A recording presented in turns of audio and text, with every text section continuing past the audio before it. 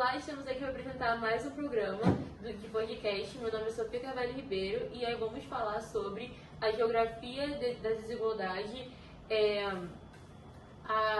o direito à cidade e também sobre a desigualdade. Então temos aqui três convidados, a Mariana, o Paulo e o Adam, para falar sobre isso.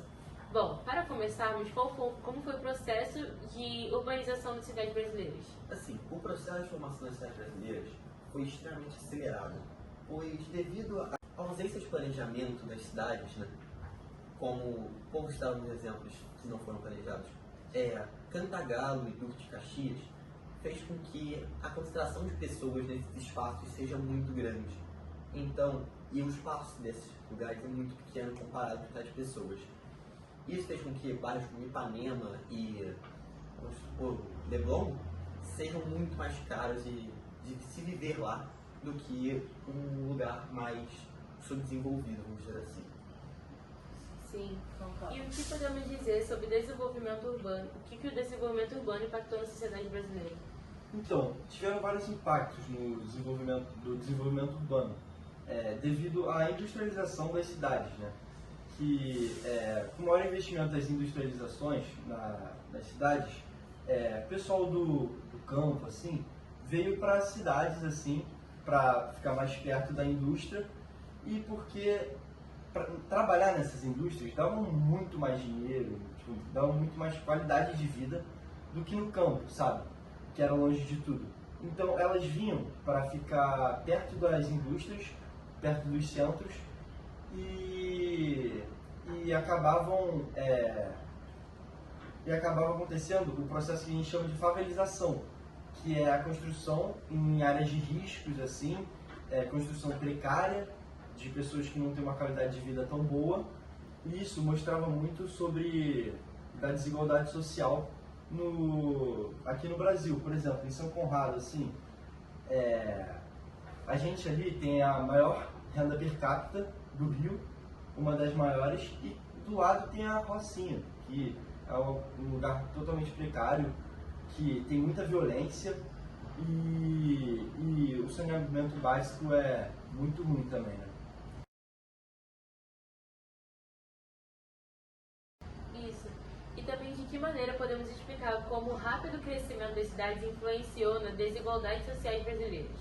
Bom, o que aconteceu foi que o Adam e o Paulo falaram. Teve o começo da industrialização, o começo do desenvolvimento urbano no Brasil.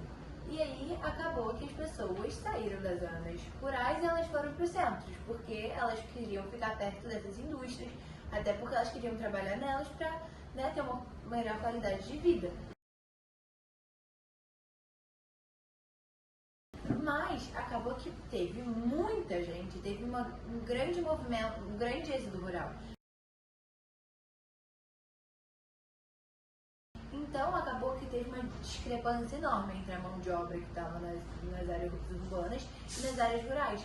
Só que é isso, tinha muita mão de obra, não tinha emprego para essa quantidade de mão de obra. Então essas pessoas foram para onde? As pessoas que não conseguiram emprego, né, foram para essas áreas onde, tipo, era muito mais barato, onde a qualidade de vida talvez não fosse tão boa, mas era mais barato.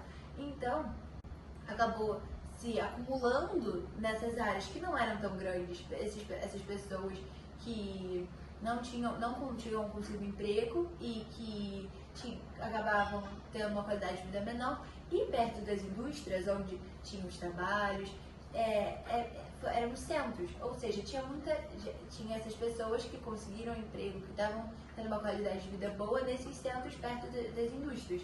O que teve uma discrepância muito grande, porque tinha pessoal muito rico, onde estava trabalhando, nos centros, e tinha muitas pessoas nessas áreas, nessas favelas, criando essas favelas. Então foi possível ver essa desigualdade social muito cedo.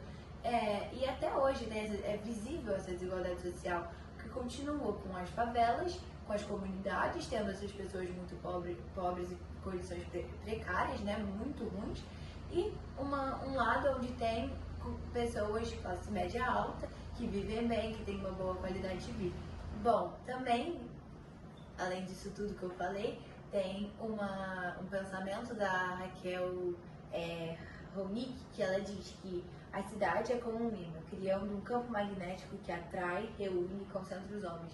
E exatamente isso que aconteceu. A cidade acabou que as pessoas teve esse êxodo rural gigante, então muitas pessoas foram exatamente atraídas, foram reunidas, foram puxadas para as cidades, só que quando elas chegaram nas cidades era muita gente e aí foi isso, foi as pessoas que não conseguiram emprego indo para essas áreas que hoje em dia são as favelas, comunidades, e as pessoas que conseguiram esses empregos ficaram no centro e tiveram uma qualidade de vida boa. É assim que surge a desigualdade social. E também nós sabemos sobre Milton Santos que ele foi um grande geógrafo e trouxe várias questões, várias visões sobre o nosso tema em questão. Então, como você, Paulo, pode nos trazer o conhecimento a respeito das disputas pelos direitos da cidade e da desigualdade? Olha, ele tem uma frase que eu gosto muito, que representa o que a gente está conversando aqui nesse podcast, que é: a cidade deve ser compreendida como um espaço de resistência e territorialidade organizado. Bom, resumindo, vamos quebrar esta frase, né? Vamos lá. Um espaço de resistência, eles usam a cidade como espaço de resistência, porque as pessoas com melhor qualidade de vida, né, elas batalham muito por aquele espaço, porque elas têm longas jornadas de trabalho por salários muito pequenos, e geralmente os trabalhos são braçais e demandam muito da pessoa, e não fornecem a elas o que elas são pagas por, né? A quantidade que elas trabalham não é referente, não é proporcional ao salário delas. E outra parte dessa frase é a territorialidade organizada, que é a apropriação do espaço, né? Que é, vamos dizer assim, a favela.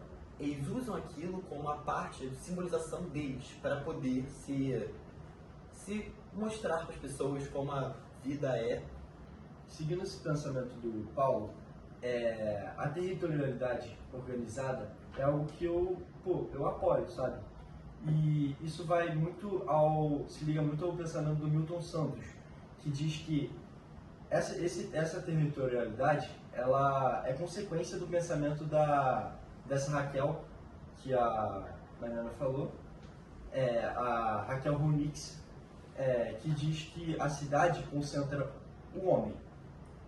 Então, algo que a cidade deve englobar é que todos têm direito a uma qualidade boa de moradia.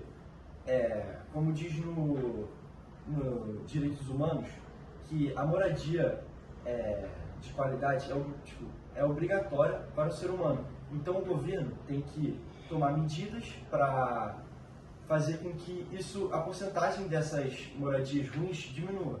Ou seja, criando organizações assim, de, às vezes, melhorar as condições do bairro, transferir uma pessoa que está numa área de risco para uma área mais controlada. Eu vejo que você não concorda muito com a opinião deles, então eu queria saber qual seria a sua opinião para isso. Bom, eu não concordo muito porque, na minha visão, obviamente, eu concordo com o fato de que todos merecem ter uma moradia de qualidade e que seria ótimo se todo mundo conseguisse se estabelecer e ter uma moradia, uma casa de qualidade, sem ser precária, sem ser no meio da favela. Mas, ao mesmo tempo, eu não acho que é tudo tão simples assim. Porque se o governo começasse a distribuir ou fizesse ações onde pessoas que não têm condições de terem uma moradia, não terem condições de ter uma casa de qualidade, tivessem isso, fossem proporcionados, o governo desse esse direito a elas, quem ia sofrer, quem ia ter que pagar impostos mais altos, seriam as pessoas que pagam os impostos, que são a população que tem uma renda mais alta, que provavelmente tem a sua casa, que já tem a sua moradia, e muitas vezes essas pessoas que não têm como ter, pagar a sua própria moradia, essas pessoas poderiam se aproveitar disso e muitas vezes não trabalharem, não fazerem nada e só se aproveitar dessa ação do governo. Para mim, o que o país deveria fazer é se desenvolver economicamente, porque com o desenvolvimento econômico, a pobreza do país, consequentemente, vai diminuir. Ou seja, sem pobreza no país, menos desigualdade social, mais as pessoas vão ter acesso, mais pessoas vão ter uma qualidade de vida melhor, mais pessoas vão poder lutar para trabalhar, para construir sua própria vida. E o país se desenvolvendo economicamente, o país vai enriquecer, as pessoas enriquecem. Então, na minha visão, o governo, o que deveria realmente acontecer é o foco no desenvolvimento econômico para a população se enriquecer e acabar com a pobreza, que, para mim, com a pobreza, com a grande parte do país sendo pobreza, sendo pobre, o país não avança, não evolui. Exatamente. E qual seria a conclusão que vocês poderiam tirar de tudo isso que nós falamos? Bom, eu acho que o governo deveria ajudar essas pessoas com impostos, aumentando alguns impostos para as pessoas mais ricas, porém com o incentivo das próprias pessoas a ajudar eles. O governo, com essas obras, por exemplo, a criar moradias melhores e também ajudando a procurar empregos em áreas com maior quantidade de falta de trabalhadores, né? Onde procuram trabalhos mais braçais mesmo, com renda proporcional ao trabalho deles. Isso. Então, o que eu acho sobre a educação, do governo com a educação? Então, eu acho que a educação é algo muito, muito importante hoje em dia, sabe? Ela, para mim, é a base do país onde moramos, o Brasil. Então, eu acho que o governo tem que cada vez mais investir na educação, porque ela que vai montar o engenheiro, ela que vai montar o médico, que vai cuidar da sua família, ela é a base de tudo. Ou seja, ela meio que é a raiz para qualquer coisa que a gente vai fazer no futuro. Então, até mesmo para diminuir a violência, que a maioria das pessoas que acabam indo para o mundo da violência não tem um ensino básico. Então, é isso. A minha proposta é que o governo melhore seus pensamentos sobre os investimentos da educação, e eu acho que com uma educação boa o Brasil poderá ser muito mais próspero e poderá andar muito mais. Bom, eu concordo muito. Eu até tenho um exemplo. Na Suíça, por exemplo, a Suíça é um dos países que mais investe em educação pública. A educação de lá é maravilhosa e é também um dos países com a menor porcentagem de pobreza, praticamente zero o índice de pobreza da Suíça. E é exatamente isso. Eles investem muito na educação, porque com a educação pública boa, essas pessoas que não têm qualidade de vida muito boas, que não podem pagar uma escola privada, uma faculdade privada, elas têm a possibilidade, elas têm a oportunidade de conseguirem sair daquilo, se construírem, exatamente, irem para a escola, irem para uma faculdade, arranjarem um emprego.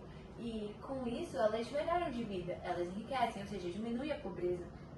Então a educação pública, e é isso, a maioria das pessoas que vão, que não têm condições financeiras, elas não podem pagar uma escola particular, uma faculdade privada. Então, a faculdade, o ensino público, sendo bom, sendo um ensino, investindo nele, as pessoas que não têm essa qualidade de vida muito boa conseguem melhorar e conseguem sair daquilo.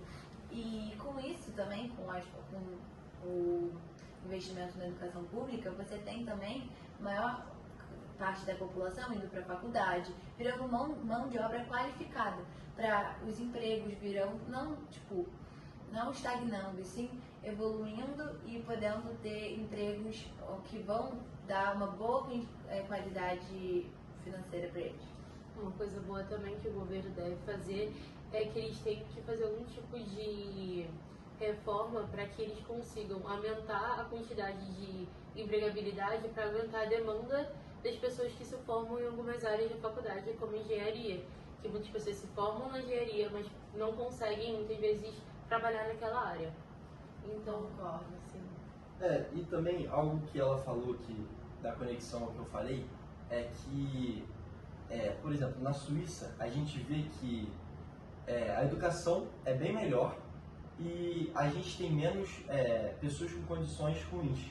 Então, isso comprova que, sobre o que eu falei sobre a violência, que, lá na Suíça, você pode deixar um carro ligado na rua que ninguém vai pegar, você pode, esquecer uma bolsa em um banco da estação de ônibus que ninguém vai pegar, e se você faz isso aqui no Rio, no Brasil, com certeza vão se pegar, entendeu? Então, isso é algo que o governo educação. deve mudar mesmo. Sim, com certeza. Então, com isso, concluímos o nosso podcast.